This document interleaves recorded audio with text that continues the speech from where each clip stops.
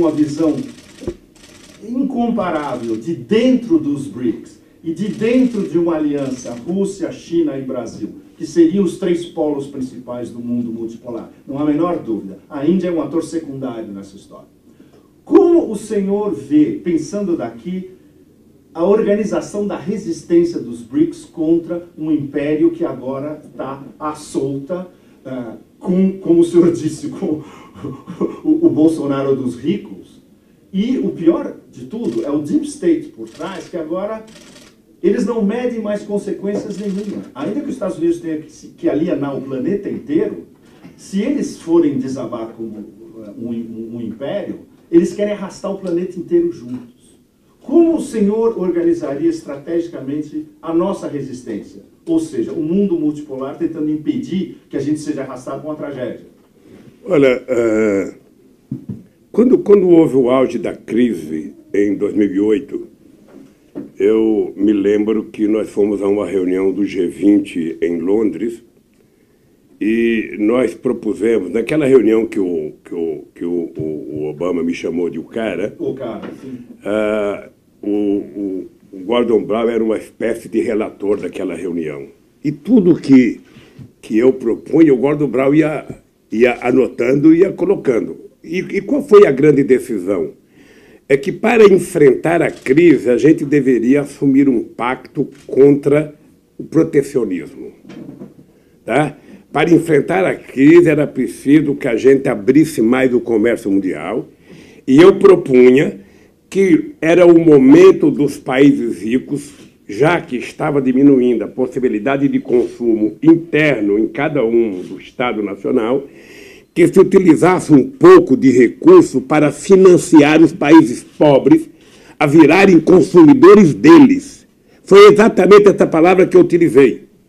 Vamos utilizar o dinheiro que vocês têm e vamos incentivar que gente em outros continentes possa se desenvolver e virar consumidores das coisas que vocês produzem. É, no mínimo, sabe, uma coisa compreensível. Vamos deixar a insanidade para fora. Vamos fazer o mundo crescer, gerar empregos. E tudo isso foi colocado no documento. Propusemos, inclusive, as mudanças das instituições Bretton Woods, ou seja, até o FMI. Nada disso aconteceu porque os Estados Unidos não aprovou no seu Congresso. Então, não aconteceu.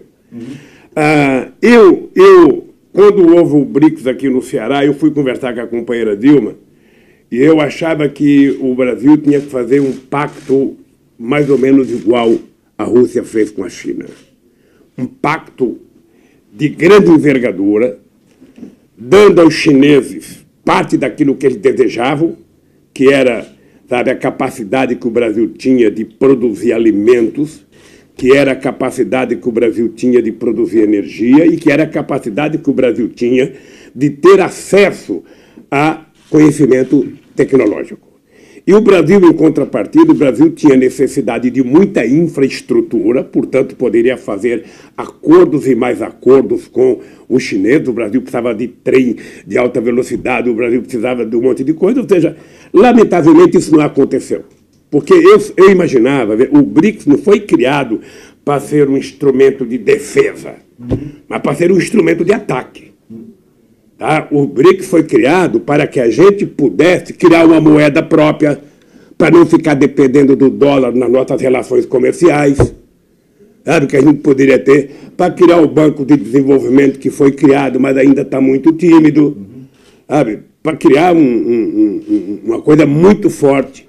E para a gente ajudar no desenvolvimento da parte do mundo mais pobre. Era essa a lógica da existência do BRICS. É fazer algo diferente. Não é ficar copiando. E os Estados Unidos tinham muito medo, porque quando eu discuti esse negócio da moeda, o Obama uma vez me telefonou perguntando: vocês estão querendo criar uma nova moeda, criar um novo euro? Não, eu falei: eu estou querendo apenas me livrar do dólar. Eu estou querendo apenas não ser dependente. Eu vou vender uma caixa de fósforo para a Bolívia, eu tenho que comprar dólar. Sabe? Mas essa é a base do império, presidente. Por que eu não posso fazer na minha moeda? Mas é engraçado é que no tempo do Bush, ele aceitava essas conversas com mais fluidez do que o Obama. O Obama foi muito mais duro com relação ao Brasil. Eu tenho certeza que a Hillary Clinton não gosta da América Latina e não gostava do Brasil. Claro que não. Sabe? Tenho certeza disso. Ela bombardeou um acordo que o senhor fez com o Erdogan. Eu tive duas brigas com ela, uma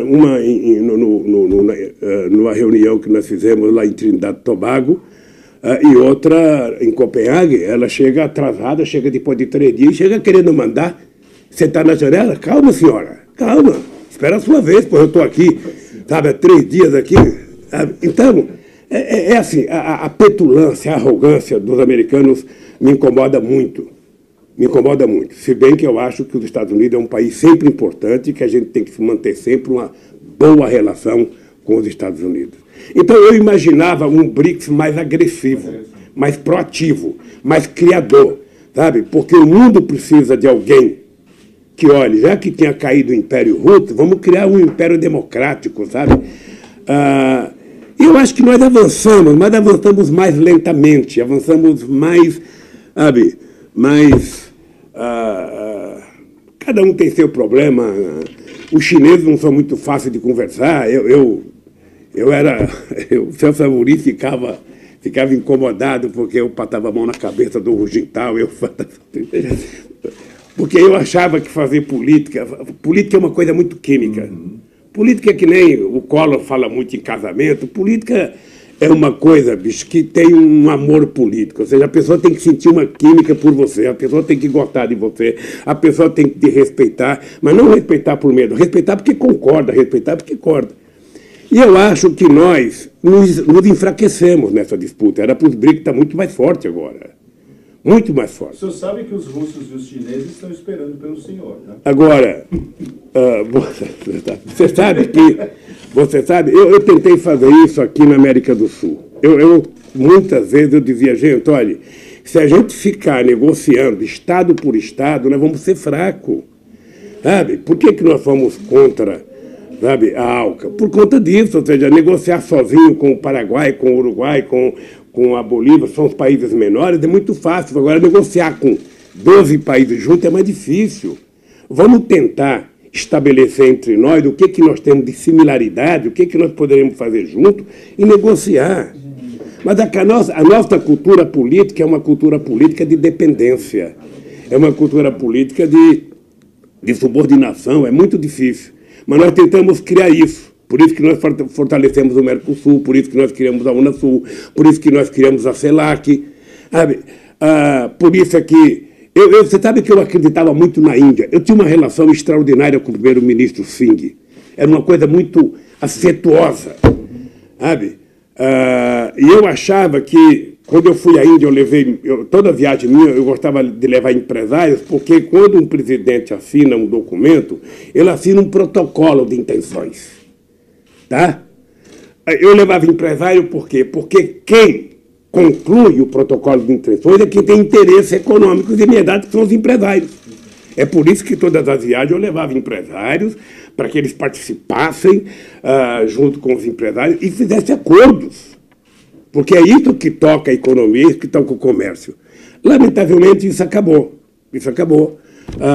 Os BRICS ficaram mais preocupados, ou seja, a gente não avançou o tanto que avançou, porque para você fazer um chinês avançar, sabe, de parceria, você precisa motivá-lo sempre. Não é assinar um documento, é motivar, é fazer política, é conversar. Eu tinha muita vontade de fazer um acordo de longo prazo com os russos. Sim. Tinha muita vontade, sabe, porque eu acho que depois que você depois que derrubamos o muro de Berlim, o mundo ficou capenga, o mundo ficou pendendo para um lado, ou seja, e nem sempre... Eu lembro da guerra do Iraque. Aquela guerra do Iraque foi a mentira do século XXI. A mentira. O Bush inventou uma mentira, a imprensa inventou uma mentira, a imprensa brasileira vendeu essa mentira, sabe? Nunca teve arma química. A própria arma química no Iraque era o Saddam Hussein. Ele era a bomba.